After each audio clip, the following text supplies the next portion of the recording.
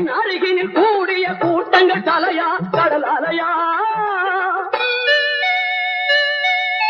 குழந்தைகள் பெரியவர் அனைவரை இழுக்கும் குமரன் அவன் கலையா கோவையின் அருகினில் கூடிய கூட்டங்கள் தலையா கடல் அலையா குழந்தைகள் பெரியவர் அனைவரை இழுக்கும் குமரன் அவன் கலையா திருச்செந்தூரின் கடலோரத்தில் செந்தில் நாதன் அரசாங்கம் தேடி தேடி வருவோர்க்கெல்லாம் தினமும் கூடும் தெய்வாங்கம்